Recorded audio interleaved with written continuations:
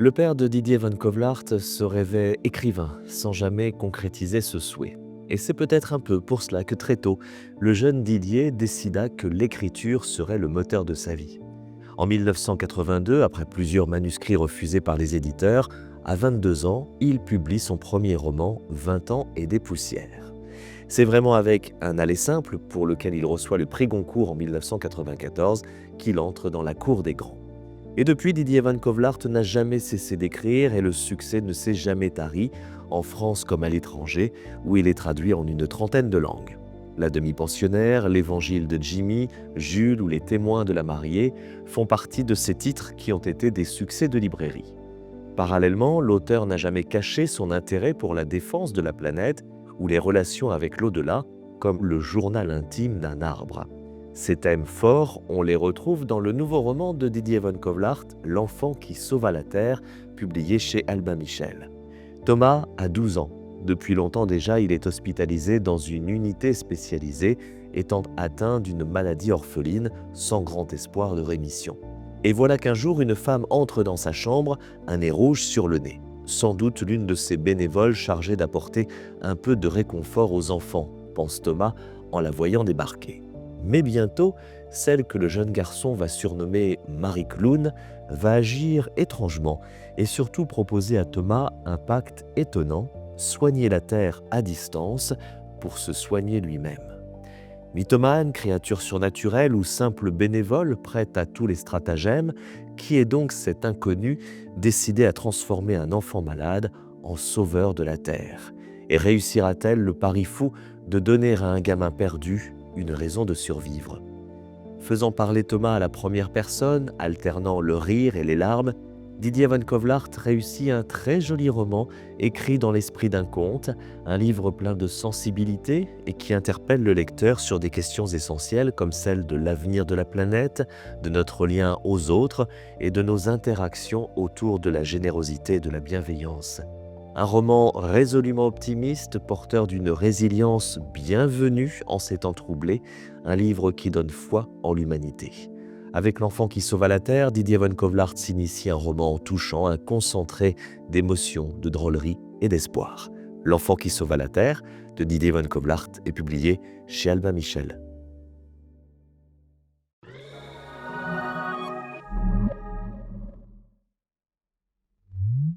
Bonjour Didier Van Kovlart, quel plaisir de vous accueillir pour parler de cette actualité, ce très beau livre, L'enfant qui sauva la Terre. On va l'évoquer dans un instant, mais on va refaire aussi un petit peu le parcours, ce beau parcours qu'est celui de votre métier d'auteur. On va dire ça en quelque sorte, parce que j'ai l'impression que pour vous, c'est une sorte de vocation. Dès l'enfance, vous avez eu envie d'être écrivain, vous avez envoyé plein de manuscrits jusqu'à ce qu'il y ait un retour positif. C'est vrai ce que la légende raconte, que c'est peut-être un petit peu parce que votre père se rêvait lui-même écrivain qu'un jour vous-même vous avez pris la plume? C'est la réalité ou c'est une légende? Non, il y a pas de légende, mais c'est pas été le déclencheur. C'était surtout d'abord quand j'ai appris à écrire à l'école, tout de suite, je me suis dit: «Les mots, ça sert à raconter des histoires». Je disais: «Oui, bah, je veux être ça, je suis ça». Et il y avait néanmoins Et quand même, on évoquait votre papa, votre oui, père. le déclencheur après, ça a été, lorsque comme il avait eu un accident de voiture l'année de ma naissance, il avait 15 centimètres de différence entre les 2 jambes, il marchait quasiment plus. J'avais entendu dire un jour à ma mère quand je rentrais de l'école plus tôt que d'habitude, «Le jour où je suis dans un fauteuil roulant, je me tire une balle dans la tête, je veux pas vous imposer ça». Ça aurait pu me briser d'entendre ça, ça m'a donné des ailes. Je me suis dit: «Eh ben, OK, je vais faire quelque chose d'extraordinaire qui lui donnera envie de vivre quand même, même en fauteuil roulant et donc je vais être le plus jeune auteur publié au monde» et c'est comme ça que j'ai pris d'assaut les maisons d'édition, à partir de 9 ans. Alors ça a pas marché, c'est pas moi qui ai sauvé mon père puisque les éditeurs vont pas marcher. Pour moi, c'était un argument publicitaire.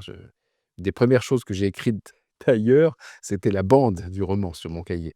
Le premier roman, écrit par un enfant de 8 ans. Ça me paraissait vraiment l'argument, et les éditeurs en voulaient pas, donc d'année en année, l'argument devenait de moins en moins intéressant. Donc je me «Ils sont idiots, Non, et on passe à côté d'un truc, bon». Mais en tout cas, l'histoire est belle. d'écrire. L'histoire est belle parce que j'ai l'impression que ça a été votre leitmotiv pendant toutes ces Ah, années. C'est de montrer que le livre et l'écriture, la littérature, ça apporte tellement de choses qu'on ne soupçonne même pas. Oui et puis surtout, si vous voulez, moi j'ai besoin d'avoir, même quand c'est une illusion, le pouvoir sur les événements, sur les choses et là, je me disais: «Je tiens la vie de mon père entre mes mains parce que ça sera ça qui va le faire tenir» et ça donne un enjeu, quoi. Un enjeu qui permet c'est une très bonne excuse pour ne plus faire les devoirs d'écolier, pour faire juste se concentrer sur l'essentiel. Je reprends ce que vous évoquiez tout à l'heure et d'ailleurs dans une précédente, interview, vous m'aviez confié, moi j'ai l'impression d'être un raconteur d'histoire. C'est la définition finalement que vous préférez lorsqu'on vous demande ce que vous faites dans la vie? Raconteur d'histoire, c'est ça? Oui, c'est-à-dire que ce soit les histoires que j'invente ou bien lorsque la réalité me raconte des histoires tellement extraordinaires, j'ai pas envie de les garder pour moi, je les transmets.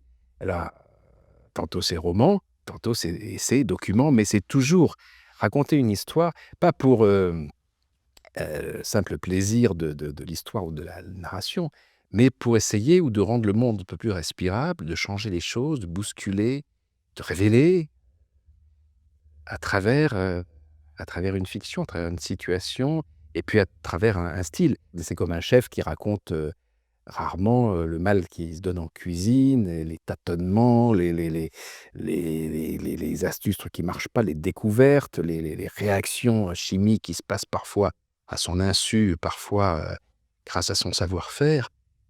La cuisine d'un écrivain, c'est tout cela.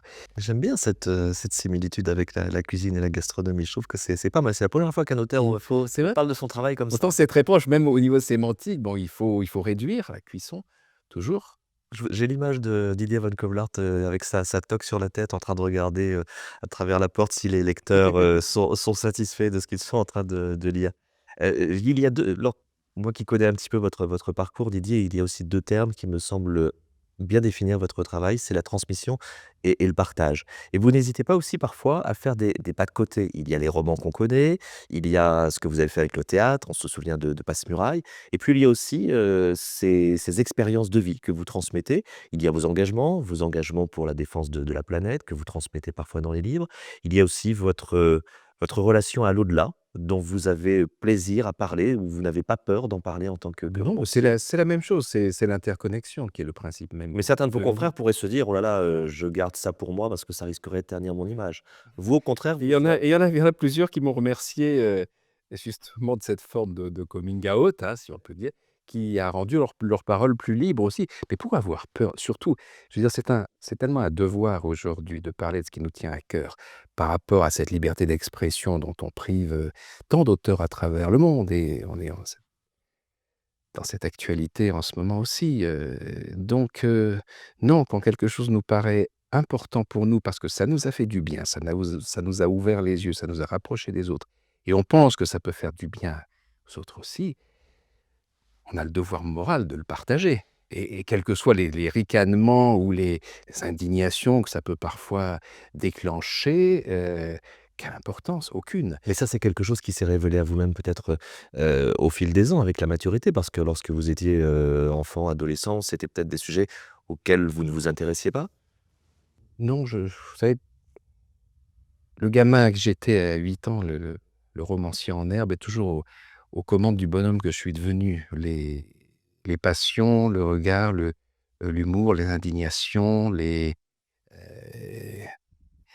l'énergie, l'empathie, tout était là. Alors après, heureusement, il y a eu une évolution, je mais le marin, il a un cap, mais parfois, eh ben, il faut tirer des bords. Il faut, à cause du vent, il faut aller ailleurs. Il faut pas être obsédé sur donc je ne suis pas obsédé par un cap, par une telle chose-là à transmettre à un moment donné, heu, mais la route, l'objectif, oui. Alors justement, le gamin que vous étiez à 8, 9 ans, si vous le retrouviez comme ça, s'il ouvrait cette porte, vous auriez envie de lui dire quoi au Didier Van Covelart de 8, 9 ans, qui se rêvait Ça lui-même ça écrivain? va, je t'ai pas trop trahi? Eh ben alors restez comme vous êtes, ne changez rien surtout. Votre actualité dit Evan Kovlart, ça s'appelle L'enfant qui sauva la terre, vous êtes publié chez Albin Michel.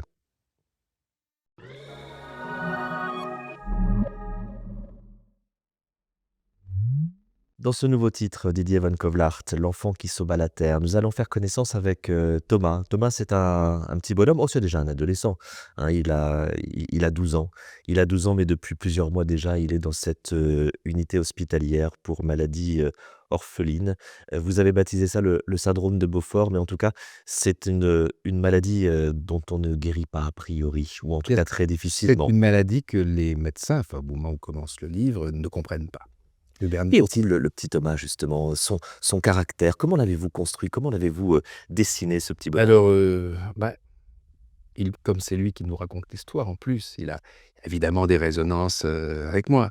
Et il y a une mélange de solitude et d'empathie, de maturité et de refus de laisser le monde des adultes déteindre sur vous.